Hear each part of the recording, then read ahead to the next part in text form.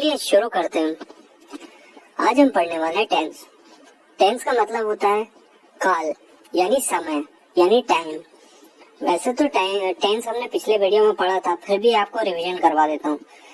Tense में basically 3 part होते हैं, प्रेजेंट, पास्ट और फ्यूचर। इनकी पहचान होती है प्रेजेंट से है, पास्ट में था और फ्यूचर में गा। मतलब कि अगर आखिरी में है, था और गा का प्रयोग हो तो आपको समझ में आ जाएगा प्रेजेंट है, पास्ट है या फ्यूचर है।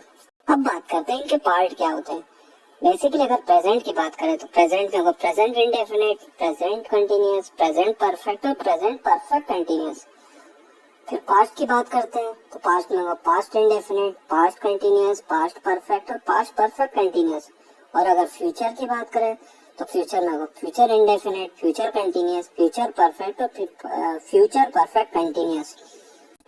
वैसे तो 3 ही काल होते हैं, प्रेजेंट, पास्ट और फ्यूचर। अगर इनको समझना तो इनके 4 पार्ट होते हैं, पास्ट के 4, प्रेजेंट के 4 और फ्यूचर के 4। अगर और सरल भाषा में आपको समझाना हो तो ये समझाता हूँ। गांव में एक बुजुर्ग रहते हैं जिनका नाम टेंस है। उनके 3 पुत्र हैं, प्रेजेंट, पास्ट और फ्यूचर।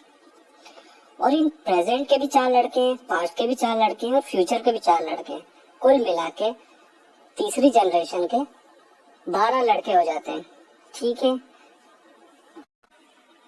प्रेजेंट के बच्चों का नाम है present indefinite, present continuous, present perfect और प्रेजेंट परफेक्ट कंटिन्यूअस।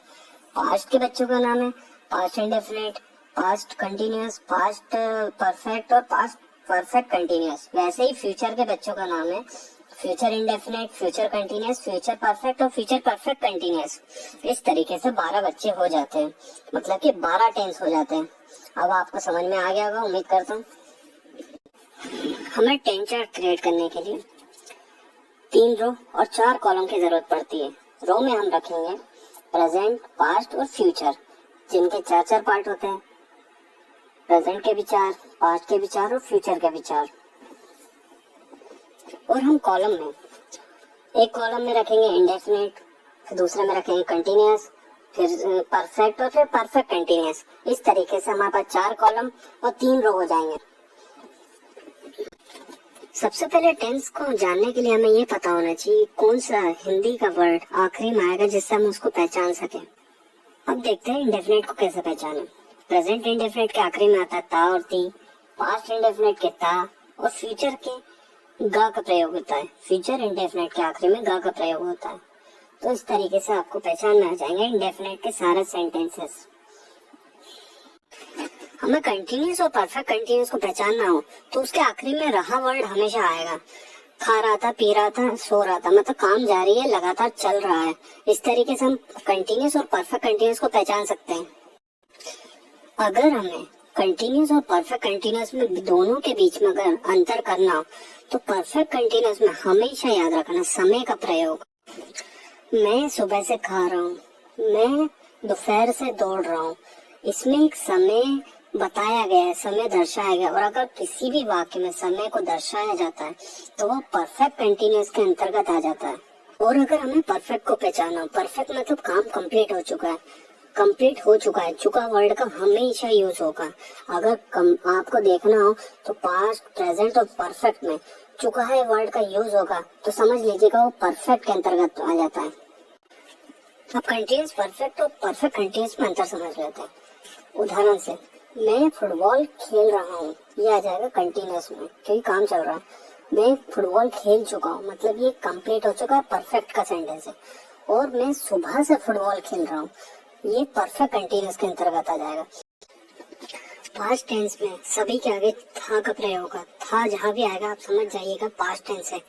जैसे कि वह गाना गाता था, इंडेफिनिट, वह गाना गा रहा था, कंटिन्यूअस, वह गाना गा चुका था, परफेक्ट, और वह 2 साल से गाना गा रहा था, परफेक्ट कंटिन्यूअस। फ्यूचर में सिवाय इंडेफिनिट में बाकी सब में होगा का प्रयोग होगा, बाकी सिर्फ इंडेफिनिट में गा का प्रयोग होगा। ठीक है।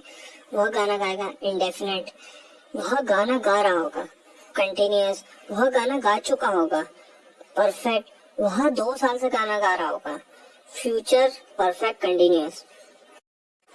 और हमें ये पता चल गया है कि कौन सा वर्ड आएगा तो कौन सा टेंस यूज होगा हिंदी में।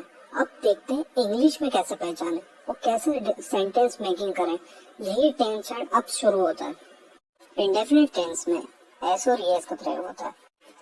अगर O X C H double S S H का प्रयोग होता है वर्ब के अंदर, क्रिया के अंदर, तो ईएस का प्रयोग होगा, अदरवाइज एस का प्रयोग होगा।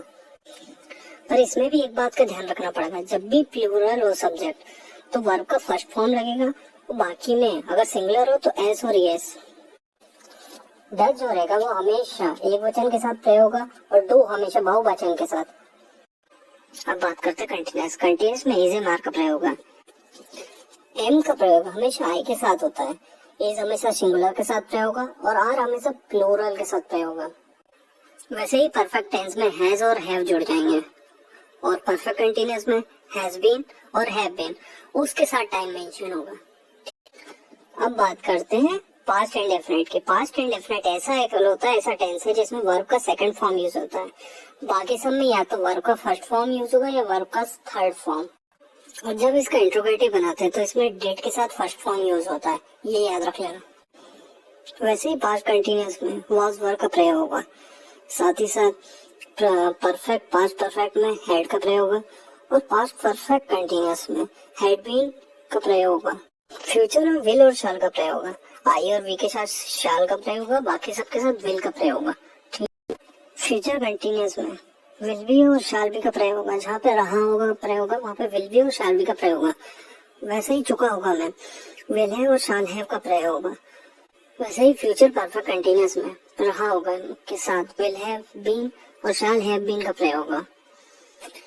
अब हमें पता चल गया है कि हेल्पिंग वर्ब अगर रहा है आएगा तो इज एम आर लगता है, चुका है आएगा तो हैज हैव आएगा, चुका था आएगा तो हैड का प्रयोग होगा, या फिर रहा होगा आएगा तो विल बी और शाल बी का प्रयोग होगा। अब हम सारे सेंटेंसेस का एक बेसिक रूल देखते हैं। अब हम देखते हैं बेसिक रूल जिससे हम कोई भी सेंटेंस को बना सकते हैं। सबसे पहले आता है सब्जेक्ट। सब्जेक्ट यानी कि राम श्याम गीता सीता वगैरह वगैरह। फिर आती हेल्पिंग वर्ब मतलब सहायक क्रिया, is am are was were shall will. फिर आती मुख्य क्रिया, play run walk write read sing, दौड़ना भागना हंसना बोलना, ये सभी क्रियाएं हो जाती हैं। फिर उसके बाद आता है ऑब्जेक्ट। ऑब्जेक्ट यानी वस्तु, किस वस्तु से वो कार्य हो रहा है। जब हम सेंटेंस बनाते हैं तो subject helping verb main verb और फिर ऑब्जेक्ट। अगर नेगेटिव बनाते हैं तो हेल्पिंग वर्ब और मेन वर्ब के बीच में नॉट लगा देते हैं। और जब इंट्रोगेटिव बनाते हैं तो इंट्रोगेटिव में मेनली हम हेल्पिंग वर्ब को आगे ले आते हैं और सब्जेक्ट को दूसरे नंबर पे ले आते हैं, एक्सचेंज हो जाता है। अब आपको बता ही दिया है कि हेल्पिंग वर्ब कैसे रखी जाती है। चुका है आएगा तो हैज हैव का प्रयोग करा जाएगा, रहा है आएगा तो इज एम आर का, रहा था आएगा तो वाज वर का, चुका था का हैड आएगा और चुका होगा तो विल हैव और शाल हैव का प्रयोग होगा। हमने ये समझ लिया हेल्पिंग वर्ब अलग अलग टेंसेस में किस तरीके से प्रयोग है। अब देखते हैं वर्ब कैसे प्रयोग है अलग अलग टेंसेस में। चलिए अब देखते हैं। अगर इंडेफिनिट होगा तो वर्ब के साथ एस और एस का प्रयोग होगा। अगर पास्ट इंडेफिनिट तो वर्ब का सेकंड फॉर्म यूज होगा। अगर फ्यूचर है तो वर्ब का फर्स्ट फॉर्म ही यूज होगा फ्यूचर इंडेफिनिट में। कंटिन्यूअस में मेन वर्ब के साथ आईएनजी का प्रयोग होता है, चाहे वो प्रेजेंट कंटिन्यूअस हो, चाहे पास्ट कंटिन्यूअस हो, चाहे फ्यूचर कंटिन्यूअस हो। अब जहां भी परफेक्ट आएगा वहां वर्ब का थर्ड फॉर्म यूज होगा। वैसे ही परफेक्ट कंटिन्यूअस के अंदर भी मेन वर्ब के साथ आईएनजी का प्रयोग होगा। अगले वीडियो में हम 12 टेंसेस का पॉजिटिव, नेगेटिव और इंट्रोगेटिव सेंटेंस बनाना सीखेंगे उनके रूल्स के साथ।